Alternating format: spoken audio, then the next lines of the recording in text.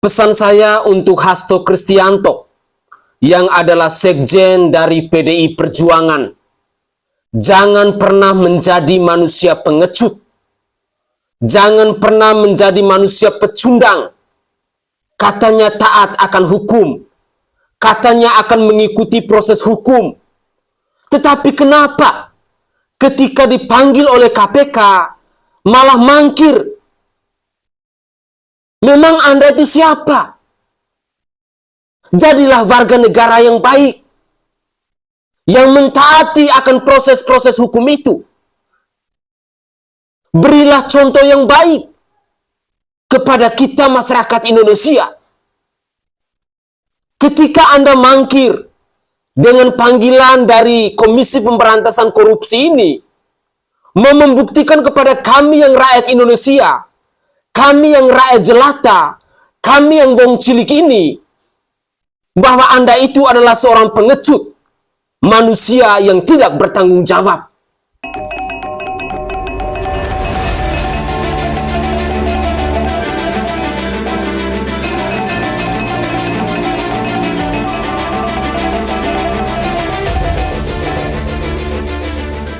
Bagi saksi yang sudah dipanggil 2 kali namun tidak memberikan konfirmasi atau tidak ada kabar, maka penyidik dapat menjemput paksa yang bersangkutan dengan menggunakan surat perintah membawa. Bagi tersangka, maka penyidik bisa mengeluarkan surat perintah penangkapan. Ya, saya pikir Saudara HK dalam beberapa kesempatan sudah menyatakan beliau akan taat terhadap prosesnya. Partainya juga akan menghormati prosedur dan proses hukum yang sedang berjalan. Saya pikir ini kita tunggu saja, kita ikuti. Semoga beliau di tanggal yang nanti sudah disepakati dengan penyidik akan hadir di Gedung Merah Putih dalam pemeriksaan sebagai tersangka. Assalamualaikum warahmatullahi wabarakatuh. Salam Om Swastiastu, Namo Buddhaya, salam kebajikan dan salam sejahtera untuk kita semua. Pemirsa sekalian, sebagai seorang warga negara yang baik, itu semestinya harus mentaati akan segala proses hukum. Tetapi cerita ini berbanding terbalik dengan seorang sekjen partai dari PDI Perjuangan yang bernama Hasto Kristianto. Inikah contoh yang baik dari seorang public figure yang bisa ditiru, yang bisa diedukasi kepada seluruh masyarakat Indonesia? Hasto Kristianto dalam beberapa wawancara dengan media selalu mengatakan bahwa saya akan mentaati segala proses hukum. Tetapi kenapa ketika dipanggil oleh KPK, Anda malah mangkir? Di mata kami yang orang-orang kecil, di mata kami yang wong cilik ini, ketika seseorang tidak memenuhi panggilan dari Komisi Pemberantasan Korupsi atau tidak memenuhi proses-proses hukum di bangsa ini, maka satu kata yang tepat untuk kita capkan kepada manusia-manusia seperti ini adalah pengecut, adalah pecundang, adalah tidak bertanggung jawab. Berilah contoh yang baik kepada kami generasi penerus bangsa. Bagaimana generasi penerus bangsa bisa mentaati akan proses-proses hukum di bangsa ini? Kalau kalian-kalian yang punya jabatan, kalian-kalian yang adalah public figure, tidak mampu untuk memberikan contoh yang baik, di mana kira-kira rasa tanggung jawab Anda sebagai seorang sekjen partai? Di mana kira-kira marwah, harkat dari PDI Perjuangan ketika Anda seorang sekjen PDIP tidak mampu untuk memberikan contoh yang baik? Pemirsa sekalian, jikalau seorang Hasto Kristianto saja tidak mentaati dengan segala proses hukum terhadap kasusnya, hal ini dapat dipastikan bahwa bacotan-bacotan dia selama ini yang menyerang Bapak Jokowi, yang katanya punya dokumen rahasia, yang katanya punya informasi penting, itu semua dapat dipastikan omong kosong, kuah kosong. Tolonglah, jangan bikin malu. Pemirsa, mari kita simak lagi komentar dari netizen yang lain yang tidak terima dengan sikap, dengan kelakuan dari seorang Hasto Kristianto yang adalah sekjen PDP ini, yang tidak mampu untuk bertanggung jawab, yang tidak mampu untuk memberikan contoh yang baik kepada kita, masyarakat Indonesia. Mari kita saksikan bersama-sama cuplikan-cuplikan video berikut ini. Mangkir dari panggilan KPK hari ini, di mana ya Hasto Kristianto? Ada yang tahu nggak di mana Pak Hasto? Pak Hasto, Pak Hasto, Pak Hasto, dipanggil KPK Pak Hasto. Pak Hasto di mana sih? Kalau menurut Pak Guntur Romli ya, katanya Pak Hasto ini sudah ada agenda lain ya, yang sudah dijadwalkan sebelum pemanggilan KPK. Iya, agenda itu adalah mengenai hari ulang tahun PDI Perjuangan gitu, ya kan? Kalau menurut kalian Pak Hasto di mana, guys? Mungkin Pak Hasto kan sedang bersyodi gitu ya, syodi banget gitu. Atau Pak Hasto memang lagi sibuk banget ya kan? Mungkin menyelesaikan syuting puluhan video itu ya, yang katanya akan menggegerkan jagat raya ini gitu ya. Ya walaupun udah 10 hari nih, udah 10 hari kagak ada satupun videonya yang rilis gitu ya. Iya. Ya udahlah, dimanapun Pak Hasto, Pak Hasto dipanggil KPK, Pak Hasto dipanggil KPK, Pak Hasto. Sekjen PDI Perjuangan resmi tidak menghadiri pemeriksaan perdananya sebagai tersangka di Komisi Pemberantasan Korupsi. Hal ini sudah dikonfirmasi oleh kuasa hukumnya, yaitu dari PDI Perjuangan Ronaldo Labesi, yang mengatakan bahwa terkait dengan pemeriksaan ini diminta penjadwalan ulang karena Hasto ini sudah memiliki agenda yang terjadwal terlebih dahulu. Terkait dengan penjadwalan ulang sebenarnya mengikuti kesepakatan dari KPK, namun apabila memang diperbolehkan agar penjadwalan ulang pemeriksaan sebagai tersangka dilakukan setelah HUT dari PDI Perjuangan, yaitu setelah tanggal 10 Januari 2025. Kita akan sama-sama lihat apakah nanti setelah penjadwalan ulang Hasto ini akan hadir memenuhi panggilan pemeriksaan sebagai tersangka atau tidak. Hasto Kristianto, Sekjen PDI Perjuangan, tidak menghadiri panggilan yang dikirimkan oleh Komisi Pemberantasan Korupsi untuk pemeriksaan terhadap dirinya dengan status sebagai tersangka. Hasto dituduh merintangi penyidikan terhadap kasus Harun Masiku, dan Hasto Kristianto menyandang gelar tersangka pada tanggal 24 Desember 2024 lalu, sebuah kado Natal yang sangat menyakitkan bagi Hasto dari KPK. Apa yang akan dilakukan oleh Hasto? Hasto kabarnya tidak menghadiri panggilan kemarin itu dengan alasan bahwa sebelumnya sudah ada agenda yang terjadwal dan minta KPK menjadwal ulang pemeriksaan terhadap dirinya. Saya tidak ingin berkomentar tentang kenapa Hasto tidak hadir atau tidak ingin mengomentari dan tidak ingin membahas tentang apa strategi yang sedang dilakukan oleh Hasto dengan tidak menghadiri. Bukan itu poinnya. Sekali ini saya mau bicara tentang poin-poin apa yang disampaikan oleh Hasto dan para teman-teman di PDI Perjuangan selama ini terkait dengan data, dokumen, video yang dimiliki oleh Hasto terkait dengan korupsi pejabat-pejabat negara dan dugaan-dugaan konspirasi lainnya yang melanggar hukum dari pemerintahan Pak Jokowi selama menjabat presiden. Saya dan mungkin banyak publik, bahkan mungkin jutaan atau puluhan juta atau bahkan mungkin ratusan juta rakyat Indonesia menunggu bagaimana Hasto melepaskan informasi apa yang dia miliki. Karena bangsa kita sekarang sedang membutuhkan ini semua untuk melakukan gerakan pembersihan di negeri kita ini.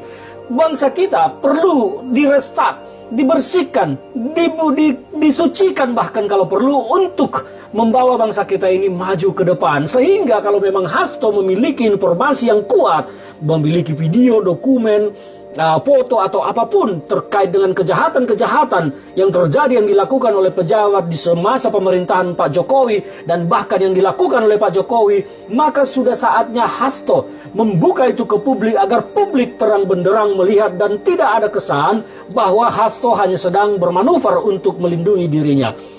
Saya pribadi berpendapat bahwa memang kasus Hasto ini sebetulnya hanya ecek-ecek dan tidak layak ditangani oleh KPK. Kasus ini hanya sebuah kasus yang terlalu kerdil untuk ditangani KPK, apalagi pasalnya malah menjadi perintangan terhadap penyidikan. Kesannya seperti dicari-cari, dibuat-buat. Tetapi apapun itu, peristiwa tentang Harun Masiku telah pernah terjadi dan telah menghukum Wahyu Setiawan, anggota KPU yang diduga menerima suap dari Harun Masiku. Dan Hasto dikaitkan dalam hal ini. Dan sekarang bukan tuduhan tentang suapnya yang terutama kepada Hasto, tetapi merintangi karena memerintahkan Harun Masiku kabur dan merendam HP. Itu yang kita dengar. Nah sekarang bagaimana sebetulnya tingkat kebenaran, tingkat keseriusan dari Hasto melakukan perlawanan balik, membuka kejahatan yang sesungguhnya agar ditangani oleh KPK. Karena yang dilakukan oleh Hasto sebetulnya tidak terlalu layak lah untuk ditangani KPK. Karena kita berharap KPK ini melakukan pemberantasan korupsi yang benar, pencegahan korupsi yang baik, sehingga banyak anggaran negara kita yang diselamatkan. Bukan mengurusi kasus ecek-ecek abal-abal seperti ini yang tidak mengganggu keuangan negara, hanya mengganggu tentang integritas orang per orang pejabat, yaitu Wahyu Setiawan yang telah dihukum. Nah sekarang bagaimana dengan hilangnya anggaran-anggaran yang balik di negara kita ini? Kita ingin melihat sebetulnya KPK membongkar kasus dugaan ekspor nikel ilegal ke Cina sebesar 5,5 juta ton yang diungkap oleh Faisal Basri waktu itu dengan menyebutkan siapa yang di belakangnya. Semua publik tahu siapa yang disebut oleh Faisal Basri dan informasi itu katanya didapat dari KPK. Beliau menyebut nama terang benderang di sana, silakan dicari saja, menyebut kala itu ada nama Pak Menko, ada nama mantu presiden. Ini yang disebut. Kenapa kasus ini tidak ditindaklanjuti? Kenapa juga KPK tidak serius menindaklanjuti tentang dugaan kasus tambang Blok Medan di Maluku Utara yang disebutkan oleh Abdul Ghani Kasuba, terdakwa sekarang korupsi Maluku Utara? Kenapa KPK fokus pada kasus abal-abal? Dan sekarang kembali kepada Hasto. Kalau Hasto ingin benar-benar serius membuka borok-borok kejahatan di negara ini, maka sudah saatnya sekarang apa yang dimiliki diungkap ke publik. Maka kita akan melihat bagaimana publik akan berkomentar, menanggapi dan berempati kepada Hasto Kristianto. Ataukah itu hanya sebuah omon-omon belaka? Kita tidak tahu. Tapi secara pribadi saya berharap bahwa saudara Hasto ke depan akan bebas dari segala tuduhan ini.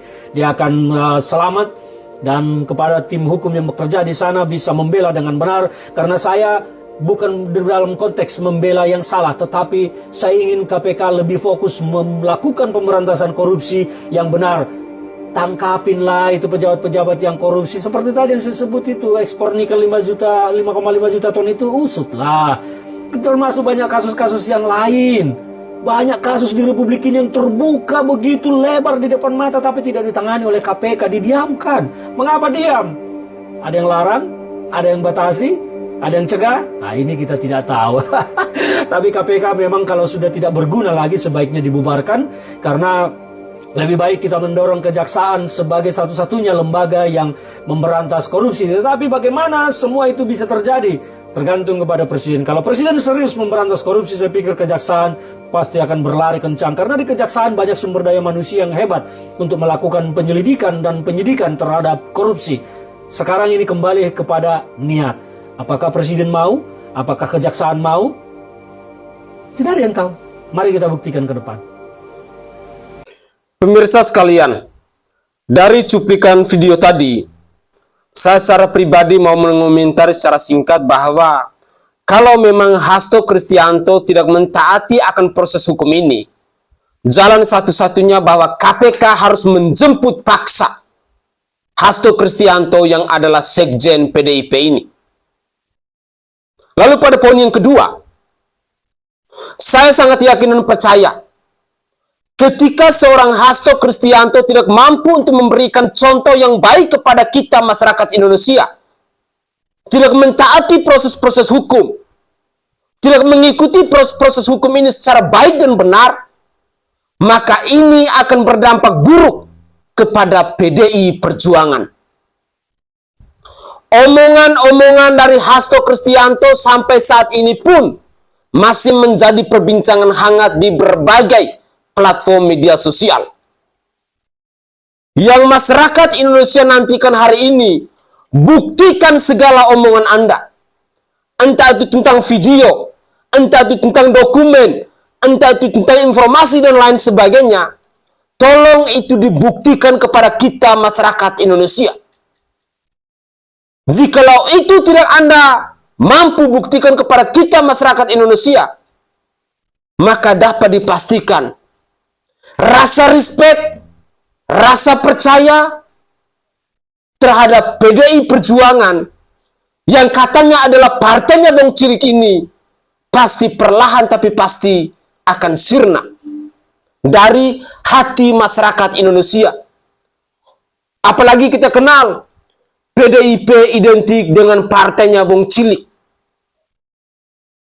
Apakah kelakuan dari Hasto Kristianto ini yang adalah sekjen PDIP dikehendaki oleh kita yang Bang Cilik? Tampaknya tidak demikian. Tunjukkan tentang rasa tanggung jawab Anda. Segala ucapan Anda harus Anda buktikan. Jangan pernah Anda menghindar. Lebih baik Anda maju untuk bertanggung jawab daripada Anda dicap sebagai manusia pecundang, sebagai manusia pengecut yang lari dari tanggung jawab. Pemirsa, komentar dari netizen tampaknya begitu ramai ketika seorang Hasto Kristianto mangkir tidak memenuhi panggilan dari KPK ini. Berikut adalah komentar dari netizen yang lain. Akan taat terhadap prosesnya. KPK buka opsi keluarkan surat penangkapan untuk Sekjen PDI Perjuangan Hasto jika kembali tak hadir. Komisi Pemberantasan Korupsi, KPK, membuka opsi mengeluarkan surat perintah penangkapan, Springkap, apabila Sekretaris Jenderal PDI Perjuangan, Hasto Kristianto, kembali tidak memenuhi panggilan penyidik. Hal itu bisa terjadi jika Hasto kembali tidak hadir ketika dipanggil sebagai tersangka. Bagi tersangka, maka penyidik bisa mengeluarkan surat perintah penangkapan. Kata juru bicara KPK, Tessa Mahardika Sugiarto, di Gedung Merah Putih KPK, Jakarta Selatan, Senin, 6 Januari 2025. Hasto pada Senin ini dipanggil KPK sebagai tersangka kasus dugaan suap pengurusan pergantian antar waktu, PAW, anggota DPR dan perintangan penyidikan kasus yang menjerat ex-calon anggota legislatif PDIP, Harun Masiku. Namun, Hasto tidak bisa memenuhi panggilan penyidik dikarenakan telah terjadwal acara rangkaian hari ulang tahun, HUT PDI Perjuangan. Dia meminta dijadwalkan ulang setelah 10 Januari, atau sesudah acara HUT PDIP. KPK sudah menyetujui permintaan ulang yang diajukan Hasto Kristianto selepas tanggal 10 Januari. Namun, KPK belum menentukan tanggal pasti pemanggilan ulang Hasto. KPK, kata Tessa, untuk saat ini berharap Hasto akan memenuhi panggilan yang akan dijadwalkan ulang nantinya. Saudara HK dalam beberapa kesempatan sudah menyatakan beliau akan taat terhadap prosesnya. Partainya juga akan menghormati prosedur dan proses hukum yang sedang berjalan, katanya. Saya pikir ini kita tunggu saja, kita ikuti. Semoga beliau di tanggal yang nanti sudah disepakati dengan penyidik akan hadir di Gedung Merah Putih dalam... Oke, selamat malam Dinda. Selamat malam Bang Saleh, ya sehat selalu. Gimana Bang? Alhamdulillah. Ini informasi ini Pak Hasto sudah mulai diperiksa oleh KPK hari ini.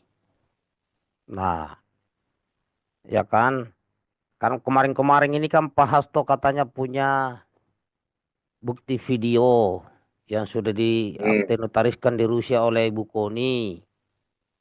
Nah, kira-kira menurut Dinda, Pak Hasto berani nggak itu membongkar video-video itu yang katanya ada pejabat negara juga korupsi, bahkan menyindir-nyindir Ibu Iriana Jokowi. Nah, bagaimana menurut Dinda itu? Oke, saya monitor juga ya kegiatan hari ini. Alhamdulillah ya. KPK semakin berani berarti. Hasto sudah diperiksa hari ini, ya. Jadi kemajuan satu langkah lagi. Berarti KPK juga nggak omon-omon. Hasto dipanggil untuk dilakukan pemeriksaan terkait kasus suap yang melibatkan Harun Masiku, ya.